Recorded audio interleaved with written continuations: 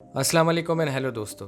Nepali government ने recently Nepal का new map issue किया है इंडियन न्यू मैप के जवाब में, और नेपाली प्राइम मिनिस्टर ने हर हाल में अपने इलाके इंडिया से वापस लेने का भी बोला है, जिससे नेपाल और इंडिया के रिलेशंस मज़ीद ख़राबी की तरफ जा रहे हैं और मिलिट्री मूवमेंट भी स्टार्ट हो गई है दोनों तरफ से।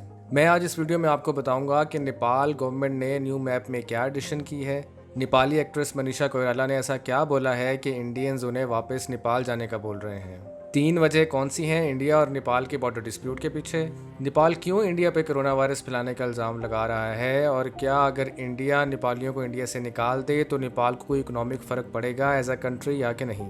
अगर आपने अभी तक मेरा चैनल सब्सक्राइब नहीं किया तो मुझे आपकी सपोर्ट की ज़रूरत रहेगी। मेरा चैनल सब्सक्राइब करें, इस वीडियो को लाइक करें, आइकॉन पर ज़रूर क्लिक करें। पहले बात करते हैं मनीषा कोइराला की। दोस्तों, मनीषा कोइराला को कौन नहीं जानता। 90s में हमने बचपन से उनकी बहुत सी मूवीज़ देख रखी हैं।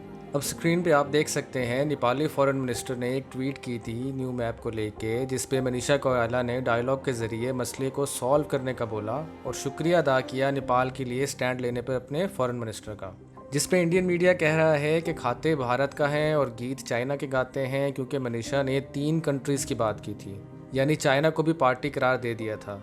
और आप स्क्रीन पर इंडियंस की ट्वीट्स देख सकते हैं जो मनीषा को इंडिया छोड़ देने का बोल रहे हैं। मेरी नज़र में मनीषा का राइट है ये सब लिखना और बोलना, और अगर कोई आर्टिस्ट आपके मुल्क से कमाता है तो उसकी परफॉर्मेंस की वजह से बहुत से आपके लोकल लोग भी कमाते हैं। सो ये मुनासिब वे नहीं है एक ऐसे आर्टिस्ट से डील करने का जो आपकी कंट्री को अपना सेकेंड होम समझता हो। नेपाल ने रिसेंटली लिपू लेक, कालापानी और लिम्पियाधुरा टेरिटरीज नेपाल के मैप में डाल दी हैं। लेटेस्ट मैप आप स्क्रीन पर देख सकते हैं जो मुख्तलिफ है अभी इंटरनेशनली रिकग्नाइज मैप्स है। इसमें कोई 335 स्क्वायर किलोमीटर का इजाफा हुआ है। नेपाल की गवर्नमेंट ने बोला है कि नेपाल की शुरू से ही एक कंसिस्टेंट पॉलिसी रही है 1816 सौगोली ट्रीटी के मुताबिक कि काली रिवर के ईस्ट की सारी टेरिटरी इंक्लूडिंग लिम्पियाधुरा, कालापानी और लिपू लेक नेपाल का हिस्सा हैं, कुंजी विलेज समेत जो चाइना बॉर्डर पे है। याद रहे कि ये कॉन्फ्लिक्ट इसी रिवर के सोर्स की वजह से है नेपाल और इंडिया के बीच, और 1962 से ही इंडियन आर्मी लिम्पियाधुरा और कालापानी पे स्टेशनड है 1962 चाइना वॉर के टाइम से। अब डिस्कस करते हैं aspects of territorial dispute between Nepal and India. सबसे पहली जो उसमें रीज़न है जो डिस्कस होगी इंडिया और नेपाल के बीच, वो है ट्रीटी ऑफ सौगोली। ये वो ट्रीटी है जिसका जिक्र मैं लास्ट वीडियो में भी कर चुका हूँ।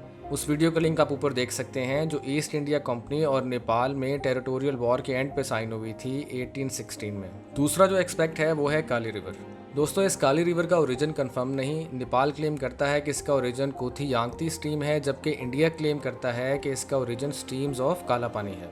और जो तीसरी वजह है वो है गुंजी विलेज। ना गुंजी विलेज को आप स्क्रीन पे देख रहे हैं चाइना बॉर्डर पे। इसी गुंजी विलेज में लिपू लेक पास भी है, जहां से मानसरोवर यात्रा के लिए लोग चाइना जाते हैं। दोस्तों, इंडिया इस वक्त नेपाल को प्रेशराइज करने की कोशिश कर रहा है, लेकिन इंडिया को ये नहीं भूलना चाहिए कि नेपाल और अफगानिस्तान वो 2 कंट्रीज थे इस रीजन में जिन्हें British East India Company colonise नहीं कर पाई या कोशिश नहीं की। इस पे मैं तफसील से किसी दिन एक और वीडियो बनाऊंगा कि वो क्या वजह थी।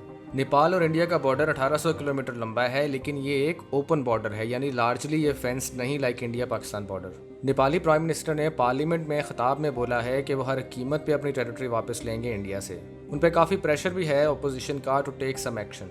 नेपाल ऑलरेडी अपनी फोर्सेस बॉर्डर पे लगा चुका है और आने वाले दिनों में उसमें मजीद इजाफा होता दिख रहा है बढ़ती हॉस्टिलिटीज़ की वजह से दोनों कंट्रीज़ में। नेपाल की आर्मी वैसे तो बहुत छोटी है in comparison with India when it comes to number of soldiers, budget and equipment, लेकिन कंट्रीज़ जब फैसला कर लें कि सिक्योरिटी थ्रेट है तो वो बैलेंस ऑफ पावर ठीक करने के लिए मिलिट्री स्पेंडिंग बढ़ा भी देते हैं। फिर कई कंट्रीज़ नेपाल को हेल्प भी करने को तैयार होंगी इस चेंजिंग रीजनल सिचुएशन को लेकर। दोस्तों, नेपाली प्राइम मिनिस्टर केपी शर्मा ओली ने पार्लियामेंट में की गई स्पीच में बोला है कि इंडियन कोरोना वायरस का स्ट्रेन चाइनीज़ और इटालियन स्ट्रेन से ज़्यादा लीथल है, और इंडिया से इलीगली जो लोग नेपाल आ रहे हैं उनसे नेपाल में वायरस बढ़ रहा है। इस स्टेटमेंट के बाद से इंडियन मीडिया पे सुबह शाम नेपाल और नेपाल की गवर्नमेंट को बुरा भला कहा जा रहा है। जो अब तक 24/7 पाकिस्तान ही करते रहते थे, अब एक और नेबर के पीछे पड़ गए हैं। बजाय कोई कंस्ट्रक्टिव डिस्कशन के इंडिया का मीडिया हमेशा वॉर मॉन्गरिंग करता आया है। अब ये वायरस वाली बात पे नेपाल से साइंटिफिक रिसर्च ही मांग लें बजाय वॉर मॉन्गरिंग के। ये बहस तो पूरी दुनिया में चल रही है इस वक्त के कोरोना के डिफरेंट स्ट्रेन्स हैं और कुछ स्ट्रेन ज़्यादा लीथल हैं। इसमें ऑफेंड होने वाली तो कोई बात नहीं थी मेरे ख्याल में। दोस्तों, नेपाल दुनिया का 19th या 19वां बड़ा रिसीवर है दुनिया भर में रेमिटेंसेस का। $8.6 बिलियन के करीब रेमिटेंसेस हर साल नेपाल के लेटेस्ट फिगर के मुताबिक आती हैं, और इसमें से 50% रेमिटेंसेस नेपाल को गल्फ कंट्रीज से आती हैं। जो 4 बड़े सोर्सेज हैं उसमें मलेशिया, कतर, यूएई और सऊदीया हैं। वैसे तो रिसेंट वर्ल्ड बैंक रिपोर्ट के मुताबिक दुनिया भर में रेमिटेंसेस में शार्प कमी आएगी 13 से 27% तक due to corona pandemics after effects like job losses और बिजनेस में भी लॉसेस की वजह से।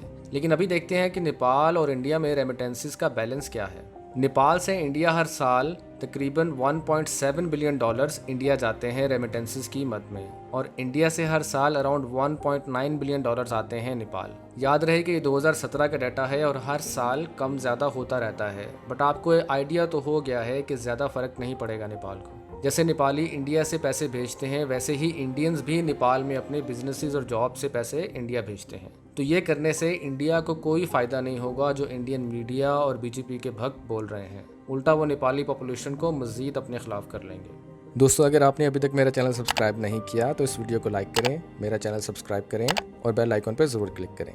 मैं आपसे फिर मिलता हूँ एक ऐसी और इन्फॉर्मेटिव वीडियो के साथ।